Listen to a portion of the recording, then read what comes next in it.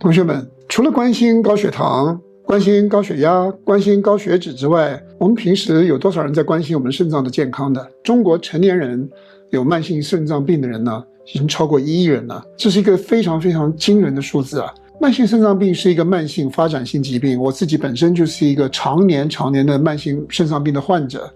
我今年68岁了，我的慢性肾脏病在我改变饮食、改变生活方式以后，我逆袭了一部分，然后呢维持了稳定很多年了。到目前为止，根据我医生给我的推测，我的肾脏呢估计够我这一辈子用了，所以我算是一个比较幸运的人了。可是我在这边跟大家提醒，预防慢性肾脏病啊，这件事情其实是很重要的，因为它是可以预防的。今天我们来聊一聊，对普通人来说，我们要预防慢性肾脏病3件大事和3件小事。第一件小事，保持充足的水分，不要让你的身体脱水。在很多情况的底下，身体脱水带来的后果都是相当不利的。但是各位不要有误会，我没有告诉你说我们需要大量的喝水，各位不要走极端哈。如何判断你自己喝的水是刚刚好呢？如果用多少毫升来说的话，其实不准的。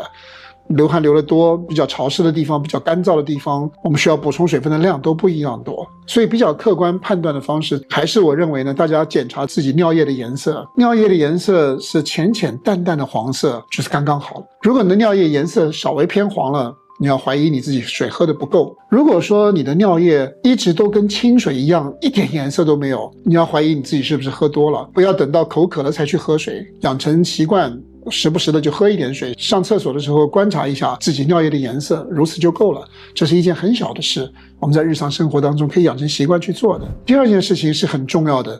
尤其是我觉得我们中国人呢，特别需要注意的，就是避免药物性的肾损伤。我们往往在吃药的时候，大家不会去考虑它的后果。各位，我们在探讨这个问题的时候，大家不要我很怕，然后我就坚决不吃药，就走极端了哈。但是有一些药物它是严重增加肾脏负担的。我自己的慢性肾脏病就是一个非常明确的药物性的肾损伤啊，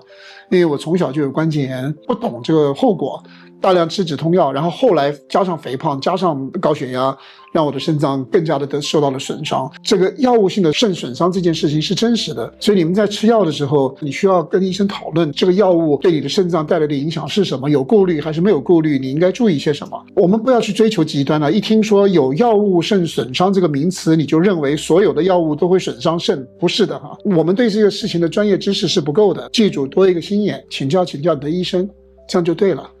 该吃的药就吃，不需要吃的药不要吃，不要盲目的相信吃药就对你一定有好处。有许多人以为吃药是好的，你们在看不同的医生的时候，好几个医生给你开了药以后，你同时一起吃，这样的情况呢是有风险的。所以你们一定要跟医生探讨，你吃的这些药放在一块以后对你的肾脏有没有影响，切记，虽然是一件小事，可是它会带来严重后果的。第3件小事，定期检查。肾脏病这个事情啊，它的发生是隐匿的，是悄悄的发生的。你的肾脏受损伤了，你是毫无感觉的。你每年在检查身体的时候做一个尿常规，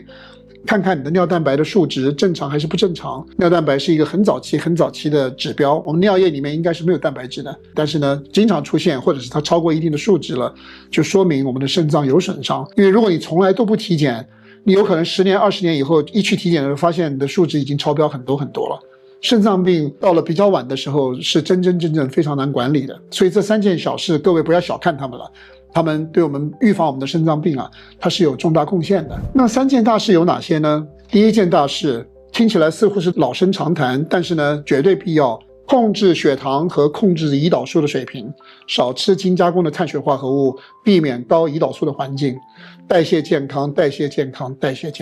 目前慢性肾脏病里面的病人有相当高的百分比是糖尿病的肾病啊，所以糖尿病最终直接导致肾脏损伤百分比非常高。已经是糖尿病的同学们，我提醒大家带上你的动态血糖仪，观察你血糖的波动。对于已经有糖尿病的同学来说，比较低的空腹血糖并不是最重要的，整天血糖的平稳度才是最重要的。如果你已经有了糖尿病，请大家有正确的认识和观念，但是控制血糖和控制胰岛素对普通人来说都非常的重要。所以你不要以为你有小的胰岛素抵抗，你就可以忽视它，时间久了以后它就会变成严重的胰岛素抵抗。高血糖和高胰岛素都会伤害我们的肾脏，这是第一件大事，重中之重。第二件大事，控制血压。我们的肾小球是通过血压的压差来产生过滤的。所以如果说我们的血压过高，它直接影响肾小球，肾小球里面的压力就增加了，所以血压控制好是很关键的。肥胖是给我们肾脏带来压力的另外一件很重要的因素，所以控制血压、控制体重、降低盐分的摄入，这是我们讲的第2件大事。第3件大事，保护你的血管，减少你的慢性炎症。为什么保护你的血管跟你的肾脏有什么关系？肾脏的动脉血管呢，受到伤害了以后，你的肾脏单位呢就会开始损坏了。血管是全身性的，全身的血管都需要得到保护啊。控制血糖、控制胰岛素是保护血管的最好的一个办法。不要抽香烟，尽量不要喝酒，是保护我们的血管啊。所以减少不健康的油脂、反式脂肪啦、精炼的植物油啊。各位，这3件大事，还有刚刚说的3件小事，在平时我们就应该去注意它，预防慢性肾脏病的发生是最重要的。